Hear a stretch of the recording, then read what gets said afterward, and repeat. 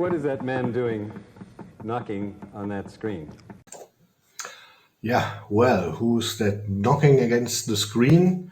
These are the hands of American conceptual and media artist Douglas Davis trying to break through to his audience on the other side of the monitor in a television performance from the 1970s. I decided to put that clip at the beginning of my presentation because Douglas Davis will be the subject of my next research project that I'm going to undertake.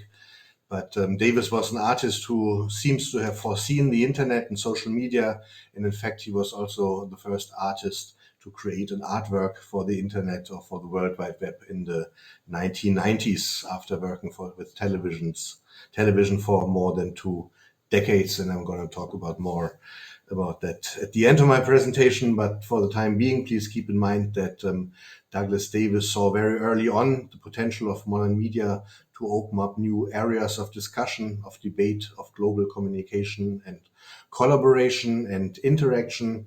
And that's also what I'm trying to do with this video here, to reach out with the help of a medium to another part of the world and establish a connection with people, with people I've never met, a connection that Douglas Davis described and craved for in his work long before there was an internet. So, knock, knock, knock. Hi, it's me, Tilman Baumgärtel from Germany. And with this influencer style video, I'm going to introduce myself to the finding committee. What am I going to do in this talk?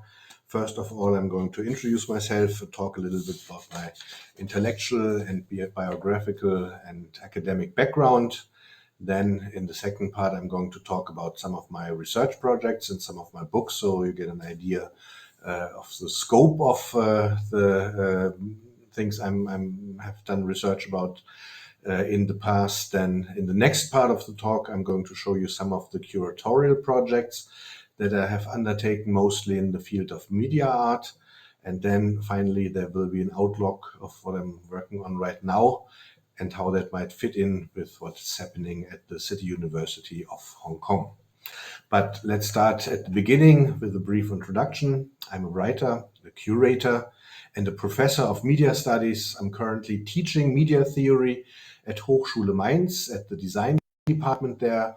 Hochschule is not a university, it's more practical oriented, it's kind of like a college. And the focus is very much on applied research and applied science. We're also not an art school because we don't train students in the fine arts, but rather in, again, more applied art forms like filmmaking, like animation, like interaction design, like media design. So that means I'm quite familiar with the situation where I have students that do not study my subject matter and where I have to make sure that they're still, get also certain theoretical and background and also background in media history. The students don't want to become media scholars. They don't want to do a PhD in my field, but they still have to take my classes in order to become filmmakers and animators at the like. So I have to kind of tailor my classes to this crowd and try to make sure that, they get something out of my teaching too. And that means that my theory is less it's less theory oriented. And I think it helps that I used to work as a journalist for a very long time, because as a journalist, you learn how to make difficult things accessible, how to make complex ideas and complex concepts simple enough for a larger audience of laymen to understand, but at the same time without oversimplifying things so that they become undercomplex or are beyond the mark. In my teaching, I often, for example, use approaches that you wouldn't probably get away with at a university. To give an example, in the last semester, I taught a class on documentary filmmaking, and in the end, the students were not asked to write a final paper like they did in previous classes, but I decided to try something new, partly because I was afraid that they might have ChatGPT write their papers, which didn't turn out to be such a great problem after all.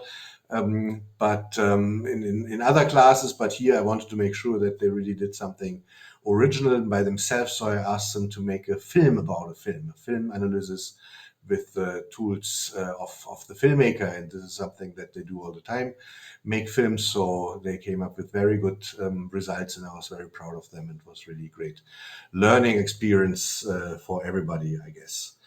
So in the next part of this video, I'm going to talk about my research and about the 14 books I've published so far. Some of them I've written entirely by myself. Some of them are edited volumes, and you might ask yourself, why has the format changed all of a sudden? Well, I decided to use TikTok for some parts of the video because A, it's technically so easy, and B, I wanted to make it, to give it a bit more of a contemporary look. Some of you might be familiar with the phenomenon of BookTok, where people use TikTok to review books. Well, I'm going to do this with my own publications now. So these two books are some of the books I'm probably best known for. Two books on art on the internet, one published in 1999 when the internet art phenomenon had just started. This came out in 2001, and again these were two books that were the first publication on the subject matter. Internet art was a very new thing at that time, and it started to launch my research into media art, and I've continued to do that ever since. And the exhibitions I'm going to talk about in the next part of this film are all about media art, and in particular about the tricky problem how to show internet art and this immaterial digital virtual art in public spaces. Yeah, why am I so interested in media art? I think that artists are often among the first adopters of new technologies and new media, and that's why they typically have a very good view about what's unique, what's particular about a new medium, and that's very much in line with my own approach. This is media materialism, where my theoretical approach has a lot to do with new properties of a given media, and if you look at how artists approach media in order to find new forms and to develop their own language, you could say that this is almost applied media theory. They have insights about media that theorists like myself only come up with much later. That's why I find it very important to look at what artists are doing with new media. Yeah, and talking about media materialism and my thinking that we really have to look at the particular qualities of a certain medium.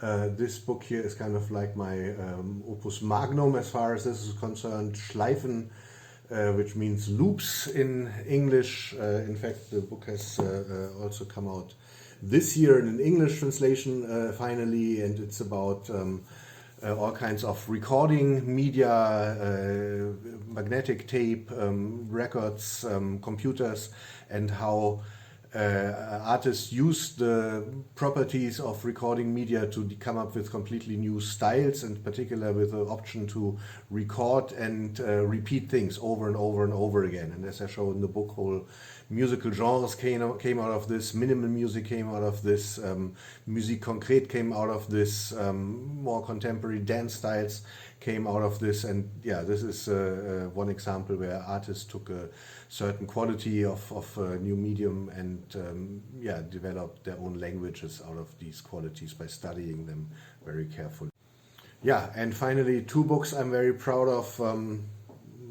It's kind of difficult to read. This is a collection of texts towards the theory of advertising, because a lot of our students end up in advertising. I thought, that might be an important subject for them, and I wanted to teach a class on that, but there was no good textbook in German on it, so I did it myself and put this anthology together. And then the publisher also asked me to do something like that for the theories of the internet. So these two books came out of my teaching and are textbooks now that a lot of professors in Germany use.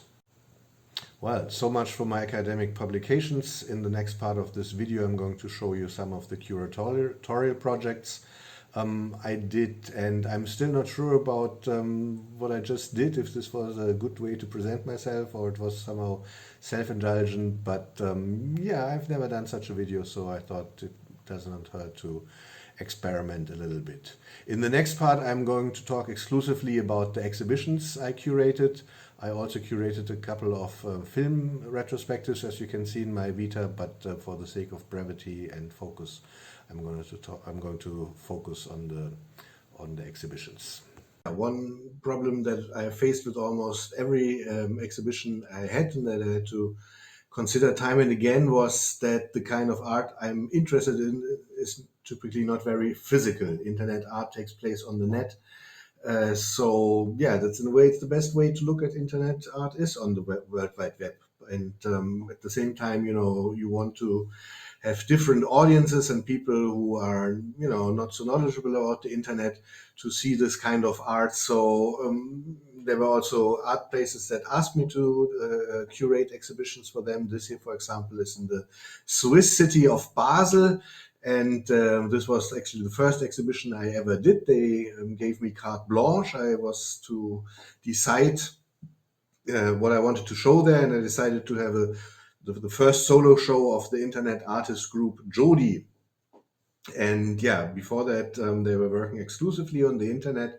And now we had to come up with a way to present their work in a public space and in a gallery, in a white cube.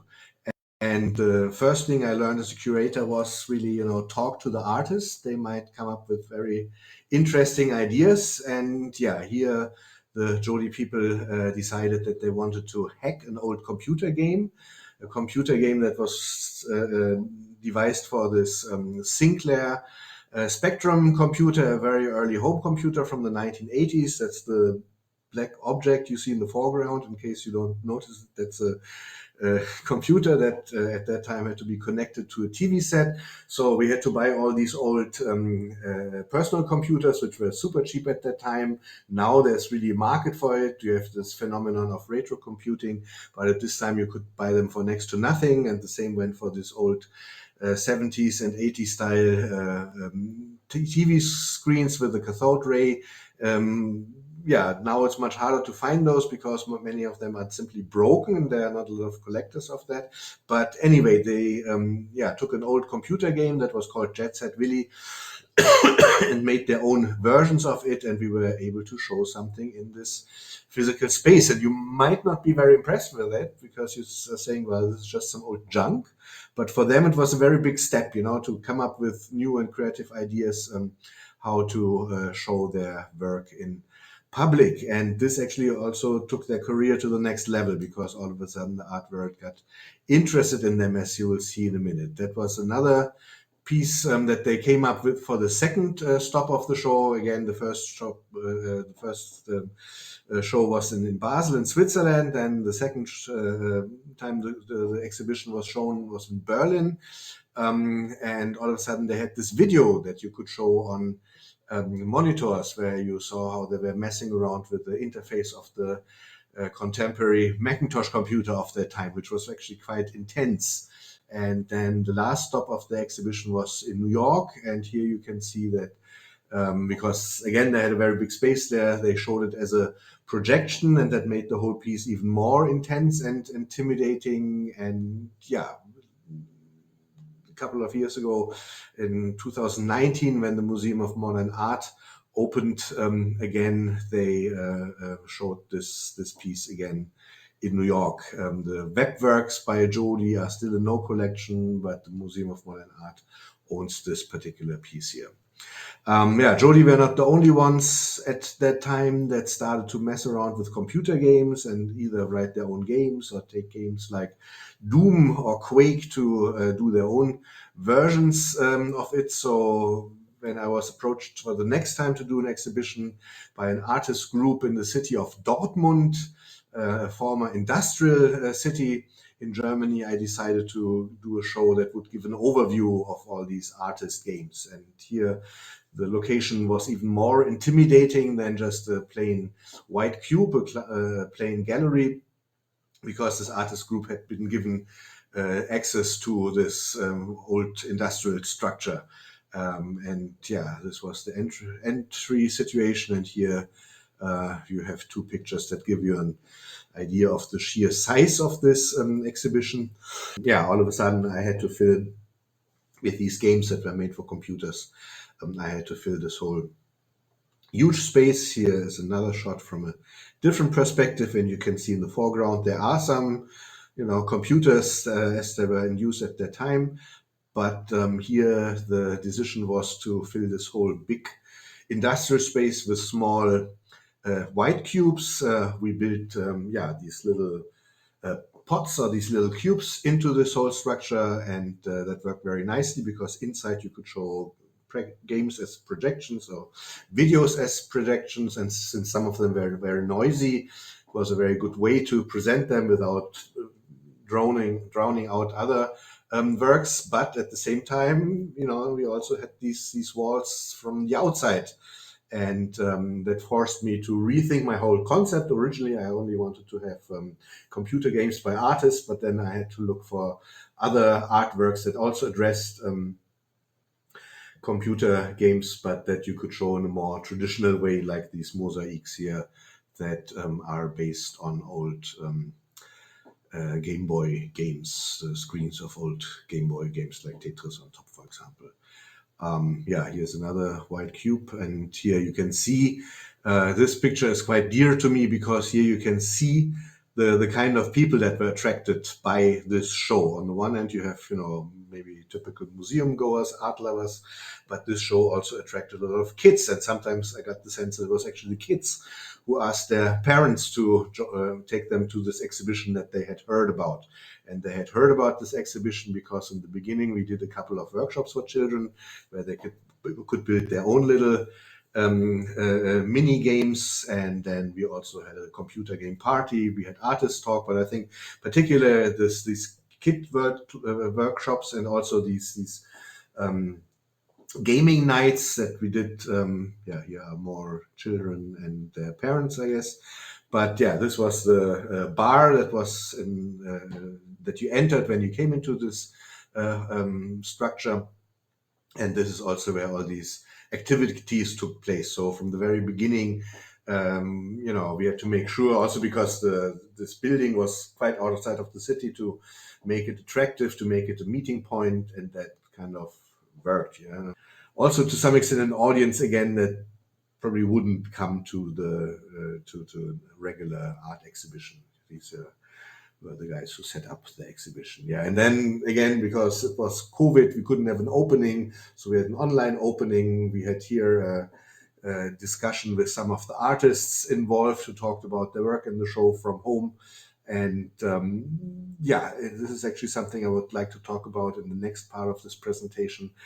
During COVID, I discovered the phenomenon of online exhibitions, and I did some online exhibitions by myself, and this is the next thing I'd like to share with you. During COVID, I got very interested in online exhibitions. In fact, we all had to get interested in online things because we couldn't go out, we were in lockdown, and the galleries were closed, the museums were closed. So it was a very good time to experiment with these new ways of presenting art. And a friend of mine, the artist Constant Doulard, came up with this website, Common Garden, that allows everybody to put up their own online exhibitions. The idea is not just to put some material on the web, but also to create the social situation that's typical for exhibition. So you can have openings here, you can have guided tours here, you can have artist presentations there.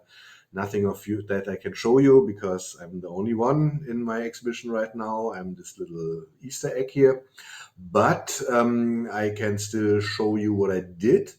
The title of the show was "Is it art or is it the internet?" A show I probably could not have done in a traditional museum because it's too quirky.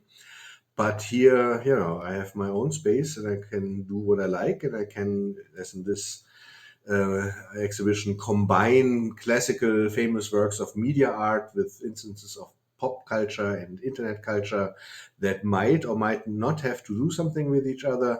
Let me show you the first example. That's a work by the British video artist Tony Hill. It's called Holding the Viewer, and we're going to take a brief look at that.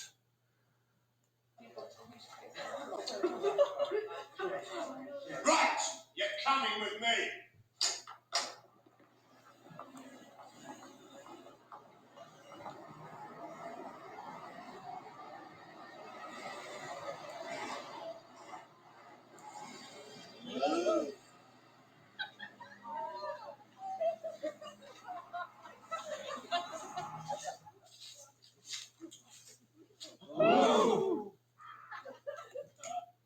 So I think you get the idea.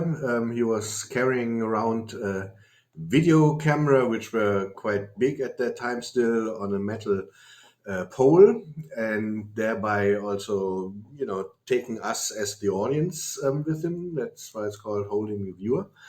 And I know what you're all thinking, because I was, of course, thinking the same thing when I rewatched the piece a couple of years ago. This looks like a selfie stick. So I put this together with another quite, historic video that was shot during a session, photo shooting by Vogue magazine with Kendall Jenner and Gigi Hadid, and it was the first time they used the selfie stick, and this was, one of the things that made selfie stick into this internet and online and social media phenomenon. So let's also take a brief look at this video.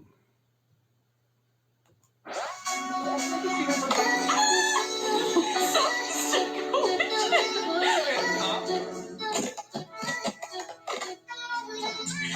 so sorry.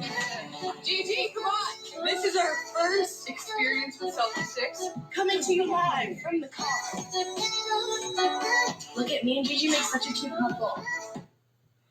Yeah, I think it's quite interesting how they come up with very similar approaches towards this, again, this new medium in a way. And I think it's a very good example to show that, like I was saying earlier, artists are often early adopters of new technologies, and they're among the first ones to figure out certain properties that other people have seen. And you can see how, 20 years before the selfie stick became a thing, a British video artist already got the idea. So, as you have seen in the previous example, curating to me doesn't just mean to put up exhibitions or retrospectives, but to find ways to present material that is appropriate, first of all, to the subject matter, but also to make it as accessible as possible, for example, by setting up an online exhibition. In the next example that I'm going to talk about, I tried to connect different ways to present material and information, and the research that I've done. That was a relatively big research project. It took 3 years, from 2018 to 2021. It was a collaboration with the University of Bonn. We had funding from a German science organization. We had a couple of assistants, so it was a really big project because there was a lot of material. And it was about art project that happened in 1992 at Documenta, the big German art exhibition. It was called Piazza Virtuale by an artist group named Van Gogh TV, again, relatively forgotten today, even though it was a very groundbreaking and very forward-looking project, because they basically set up their own television station at the exhibition that did program for the 100 days that the exhibition lasts. And they try to involve the audience in as many ways as possible. So again, that was kind of like a social medium before there was an internet, and that actually has become my main research focus in the last couple of years. And how did they involve the audience with a mass medium like television? Of course, television usually is one sender and thousands or millions of people watching or listening, but they wanted to open this paradigm up. And so, for example, you could call in, you could send faxes at this time, and they came up with a way to use your telephone to interact with computers and with software that they had in their studio. So, for example, they had one show where people could use their phone to draw together, and another one where they could make music together by starting samples. And a lot of these things have have never been done again because they were so sophisticated. And so I think there's even potential with some of these ideas to use them again. But with this project, I always say we have 5 different ways to present our material, our research. And I will begin by showing you a clip from the documentary that I made, because that's one of the ways I try to bring our research to the public, to an audience as wide as possible. And I'm going to show you a clip from that film because that's going to give you a very good and I hope very brief introduction to this whole Piazza Virtuale project.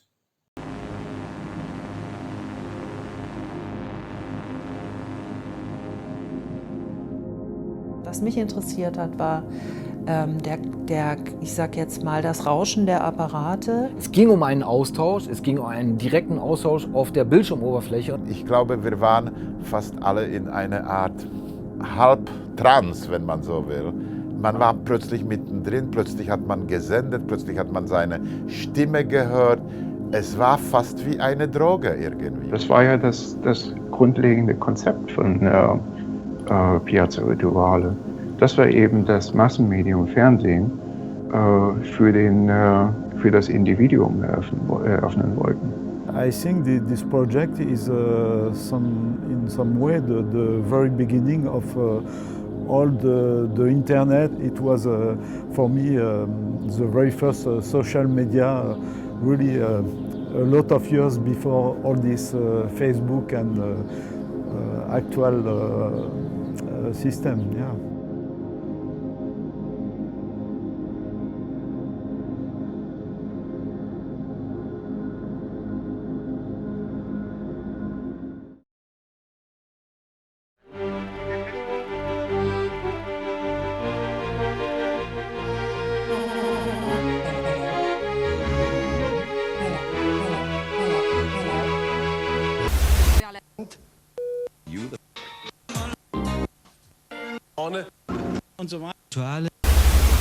Eine Piazza ist ein Ort der öffentlichen Begegnung. Nicht irgendwo, sondern jetzt auch im Fernsehen. Piazza Virtuale heißt ein möglicherweise zukunftsweisendes TV-Experiment, das seit 3 Monaten in Dreisat zu sehen ist. Der Fernseher wird zum Kommunikationsapparat, der Zuschauer zum aktiven Programmgestalter. Täglich live von der Documenta in Kassel. Hallo. Ich hab da ein Problem. Hallo?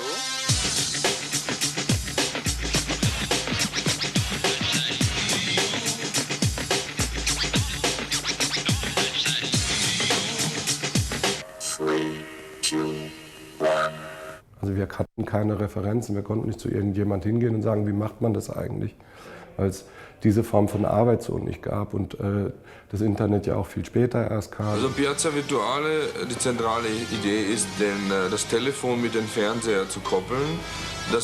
Warum das? In jedem Haushalt, fast in jedem Haushalt gibt es ein Telefon, in jedem Haushalt gibt es einen Fernseher. Und eigentlich diese 2 uralten Geräte, die archaischen Geräte, hat man noch nie gekoppelt. Die Piazza war so sehr viele sagen, das war so ein schwarzes Loch. Ja. Das, was da war, hat dieses schwarze Loch also ja nicht kaschiert. Es hat da keine Ablenkungsmanöver gegeben. Also die Leute sind irgendwo reingefallen und mussten selber auf ihren Füßen und Händen und sprechend und hörend und sehend irgendwie weitergehen. Also wie wir alle wissen, ist Fernsehen eine bislang einseitige Ausstrahlung vom Produzenten zum Zuschauer und wir versuchen das Fernsehen, was ja im Prinzip einen elektronischen öffentlichen Raum darstellt, auch als solchen zu nutzen, das heißt zu einer zweiseitigen Kommunikation zu führen. Wir hatten ja zum Teil über 100.000 Anwahlversuche pro Stunde in Deutschland. Wir hatten zum Teil, gerade jetzt, wenn im normalen Fernsehen nicht mehr so viel lief, erklägliche Marktanteile von zum Teil über 10%. Zum herkömmlichen Fernsehen unterscheidet sich Folgendes, dass das Programm der Zuschauer macht. In diesen Containern befinden sich die Voraussetzungen, um die Grenzen herkömmlichen Fernsehens zu sprengen. Van Gogh TV besteht aus einer Gruppe engagierter Künstler und Techniker, die Bildschirmnutzung in einer faszinierend neuen Art betreiben. Ein herausforderndes Medienexperiment vor allem für den Zuschauer. This is a picture of the research group and some of the artists. It was one of the meetings where we discussed how to go about this project. And yeah, I just briefly want to show you some of the material that we had to work with, or that we had the pleasure to work with. One were these analog videotapes, over 800 hours of them. Here are the boxes when they were about to be shipped to a company that digitized all of them. So that also means that all the material that the group had is now digitized, and they can watch it again and use it again, and it has been shown in exhibitions again, and it was used for our documentary, for example, or in the exhibition that we did, or on the website. Then we had all these paper files, 36 folders with over 7,000 pages. Here's one of them. These have also been digitized. We went through them, and this material, of course, also went into the writing about the project. This is one page that we found in these files. Then, very interesting but very difficult was the software and the emails. There was one old Apple II computer that had emails on them. We tried to salvage them, but the hard disk was broken, and this material wasn't accessible anymore. Then we did interviews with many of the members of the whole project, the 4 members of the group, and then in total they had over 100 people who worked on the project, and we interviewed 24 of them. This is my assistant Julian again setting up the camera for one of the interviews, and they also have been published on the internet. And then they also built their own technology. So, for example, this was a circuit board that was designed for one of the applications. This was also one object that you don't usually encounter as a cultural, as a student of culture. And then there was all this old technology. For example, this picture phone right here that wasn't on the market for very long. That was more or less it was on the market. It wasn't an experimental device, but they used it in the way that Panasonic, who had created the machine, probably didn't think of, because they used it to broadcast programming from countries where they didn't have a satellite connection. Satellite connections, of course, were very expensive. The internet, the possibility to stream material didn't exist yet, so I guess that was kind of like a hack to use this machine to do the job. And here you have a picture from the exhibition, and we were setting it up with some of this old equipment that we showed in the exhibition. And yeah, here you can see this picture phone was very popular with the audience. There were 2 of them in the exhibition, and one of them had a printer attached to it, so you could send pictures of yourself back and forth, and then also print them out. And this was something that wasn't planned, but people, of course, took pictures of them, kind of like a selfie in the style of the early 1990s. And the ones they liked, they took home, but the ones they didn't like, they just left there. So at one point, we just, left some tapes there, so they taped the pictures that they didn't want on the wall, and it became kind of like this interactive part of the exhibition. Yeah, that's what they looked like on thermal paper, black and white print. It had its own aesthetics, I suppose. So this is the website, and this website in a way serves to connect all the different ways of presenting our research to each other. It has the most material here. For instance, you can watch the documentary here. We published all the interviews that we did here as video and also as transcripts, a lot of archive material. But what's most important to me, of course, are the descriptions of the different technology. That was really the research that we did of the different segments of the show and the different piazzettas. These were micro studios all over Europe that also provided programming to the exhibition. But before we look at one example, how we made things accessible here, I just wanted to show you the other material that's linked from the website. First of all, there's the English language book that was published under Creative Commons license. So it's free. You can download it here. You can also order it as a proper book by print on demand. Since this was this research was funded by the taxpayer, I thought it was important to make our findings also as accessible as possible.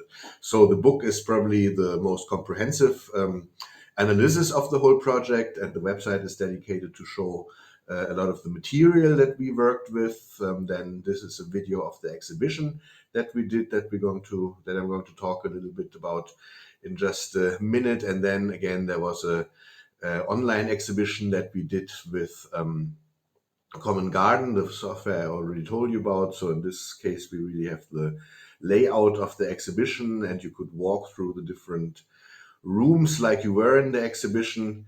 And let me just enter that website. So and again, Common Garden is really good for this kind of presentation, because you can include pictures, you can include videos, you can include, for example, here we have an online artwork, an internet artwork that used YouTube. And then there was also a performance that used Instagram that we used to present in this online exhibition. And I think that works much better in an online exhibition than it would work in a traditional exhibition. Okay.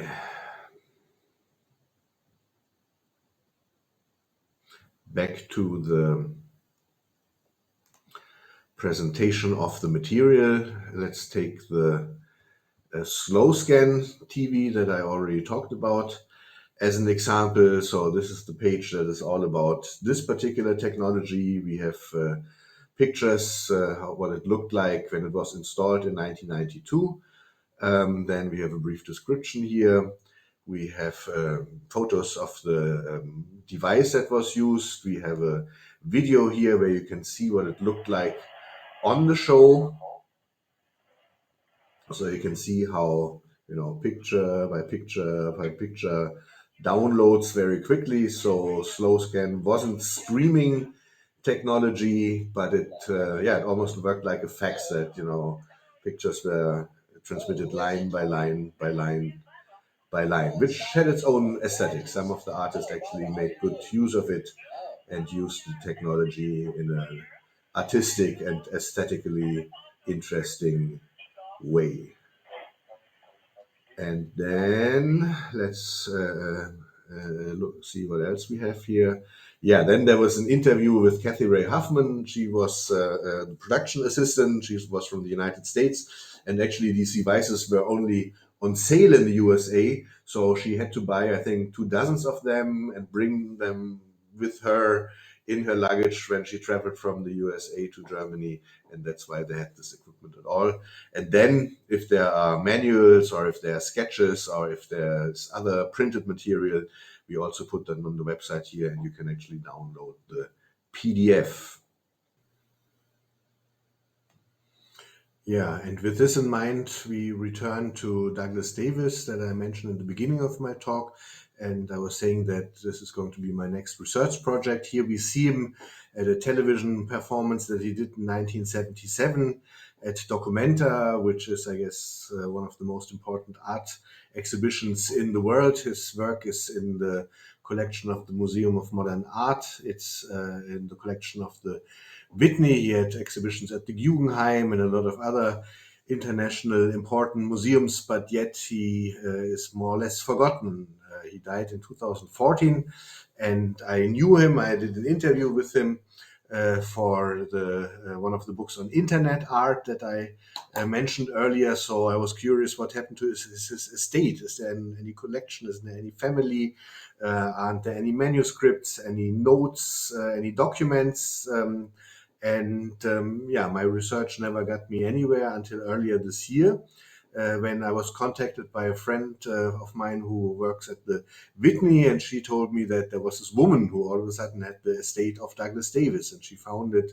I can't get into the details of all this, but this is how she found it in a garden shed in upstate New York, in this town of Woodstock. Very badly damaged it. She saved it and was looking for an institution to take hold of it. Here you can see how she transported it to a little arts initiative in Catskills in upstate New York where she lives. So earlier this year in March, I traveled there to take a look at that collection, and there are a lot of physical pieces by him, a lot of video works, but a lot of installations, collages, decollages, really a lot of stuff. And for some reason, she couldn't find a museum in the United States that wanted to take this on. So I made contact with the museum, mit dem Zentrum für Kunst und Medien in Karlsruhe, one of the biggest, maybe the biggest media arts institution in the world, and they have all the equipment to digitize the videotapes and the films that he made, and also a space for more traditional art like the one we see here. So this hopefully goes on just while I record this video. The negotiations, how this material is going to come to Germany, to the city of Karlsruhe. But what I'm particularly interested in, and the thing that I want to leave you with, are these boxes here, because Douglas Davis kept files for all of the works he did. Some of his performances and some of his works were really, big global exercises with a lot of television stations and museums and art institutions and galleries and technical companies involved. And he kept a lot of material on all the works that he did that are in these files. And then, as I mentioned earlier, in 1994, he did the first artwork for the internet. And all of a sudden, there's none of this material anymore. No letters, no telegrams, no faxes, whatever they used before. And I think the reason for that is that in 1994, everybody who was involved with this project started to use email, and these emails are gone. So for 20, 25 years of his career, we have abundant documents, but then once the digital age sets in and once the internet age begins, all of a sudden there's nothing left. And I find that very troubling, because it's not just the emails about his particular works, but most of the emails, including probably your own emails, and even some of the works that he did, the artworks that he created for the World Wide Web, are not there anymore. They disappeared. His most famous work for the internet, the world's first collaborative sentence, is in the collection of the Whitney, and they take care of it, but a lot of his other online works have disappeared. So I think this is a very big job for future curators and archivists and art institutions to see to it that the digital art of today, or the digital culture, the internet culture in general, is preserved the way that these more traditional documents are preserved in these files or in books. The preservation and the curation of digital culture is an important task for the future, and we as a species are not doing enough right now. It might be that the internet age will appear as a very dark period, because a lot of the digital documents, at least from its early days, are lost. Not just the emails of Douglas Davis or you and me, but websites, computer games, digital, everything. Right now, there's only the American website archive.org that is preserving net culture, and that's simply not enough. The preservation, the presentation, and the curation of digital artifacts will be my personal focus for the next couple of years, because I feel right now that a lot of the culture that I grew up with, or that I saw developing in the last 20 years, is just disappearing without trace. And I would be very happy if I could take on this project with the support and in the framework of a grand university with a computer science department like the City University of Hong Kong. With that in mind, I'm looking forward to see you on Monday for our interview. Bye-bye.